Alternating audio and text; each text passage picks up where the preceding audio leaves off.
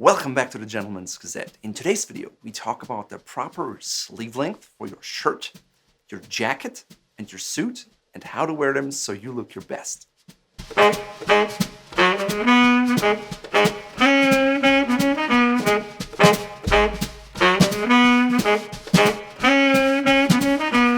First, let's start with a shirt. How long should your sleeve length be on a regular shirt with French cuffs or double cuffs for cufflinks? And later we discuss barrel cuffs. First, let's talk about the length of a French cuff shirt. It should always end at the root of your thumb, or you can also see the kind of creases on the inside of your hand here. The shirt should have this length no matter whether your arm is hanging or angled. If your shirt gets shorter when you move your arm, that means that the armhole is too big and it simply shortens the shirt when you move. Ideally, you should replace the shirt because there's no way to make a bigger armhole smaller. French cuffs form what is also known as a horseshoe shape, and ideally, this should not be too pinched and tight like so, and it should also not be so wide that you can put on cufflinks and then put your shirt on afterwards by sliding your hand through the sleeve out. If you can do that, your shirt cuff is too big. The buttonhole on your shirt cuff should be exactly in the middle of the cuff, and the buttonhole should be towards the edge. If the buttonhole is located too far up, you get a pinched shape that's extreme, but you want this nice horseshoe shape. In Britain, sometimes you find shirts that have the buttonhole moved towards the front edge of the cuff with the intention to show more of your cufflinks underneath your jacket sleeve.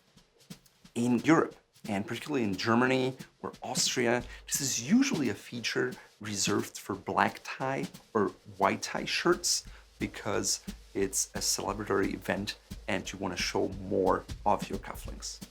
At the end of the day, it's a matter of choice and both are correct. If you wear a wristwatch, you should always consider that when you get your cuff size because it has to fit underneath of it. A custom shirt usually accommodates for that, especially when you ask for it, because some people wear their watch on the right hand, others on their left wrist. So keep that in mind when you buy a shirt and when you buy a watch. For barrel cuff shirts with buttons, the length rule is exactly the same, should reach to the root of the thumb, and they should fit tightly against your wrist, again with enough space for a watch. Most of the time, I see men wearing barrel cuffs that are way too wide, and sometimes they have these two buttons that are adjustable, but they should fit as tight as possible. And you can always adjust the button to get the tight fit. All you have to do is cut off the button and sew it back on. If you can't do that, stay tuned for another tutorial or simply give it to your alterations tailor. Now that you know how long a shirt should be, the question is, how much shirt cuff should you show? Whenever we post pictures about men wearing jackets, there's inevitably a discussion about the proper sleeve length. Oftentimes, people argue vehemently that a certain amount that shows is correct, although if you go through history and if you consult different people, you realize different lengths are considered proper by different people. For example, Alan Flusser suggests you show a ½ an inch of cuff, shirt cuff that is, underneath your jacket sleeve. On the other hand, Bernhard Rötzl, the famous author of the book The Gentleman, suggests just 1 centimeter, which is about 2/5 of an inch. To learn more about him, check out our video interview here. If you go back to the 50s, you find guides that suggest just a 1/4 inch or about 0.6 centimeter, or alternatively 2 centimeters, which is 4/5 of an inch or almost an entire inch. Others even argue it's proper not to show any shirt cuff at all. To learn more about the different opinions, please check out our full-fledged guide on our website here. We, the Gentleman's Gazette, believe that it's a matter of taste, and personally, I prefer anything around about ½ an inch, maybe a little more. What's more important than an exact measurement is proportion. Ideally, you want the amount of shirt cuff you show here to correspond to the amount of shirt you show in the back of your neck here.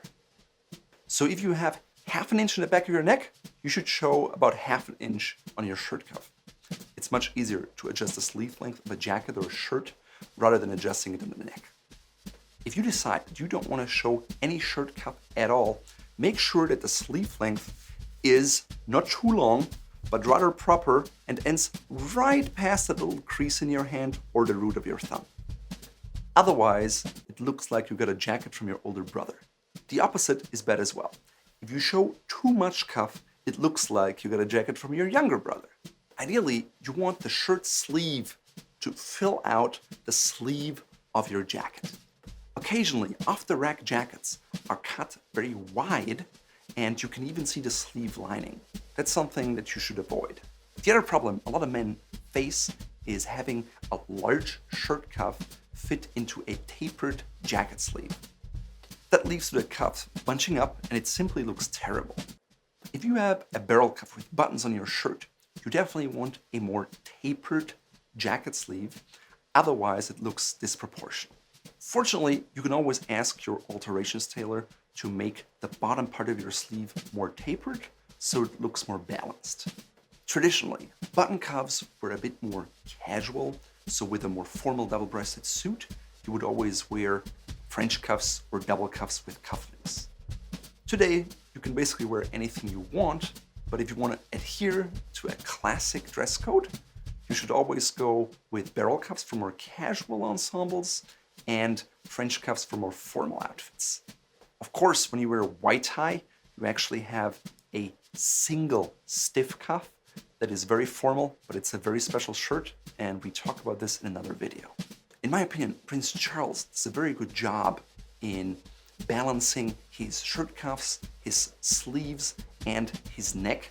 And next time you see a picture of him or see him on TV, pay attention to that. For more information about sleeve length, please check out our in-depth guide on our website here. Now that you know everything you need to know about the right sleeve length, please subscribe to the channel and sign up for our free newsletter so you get videos like this right to your inbox.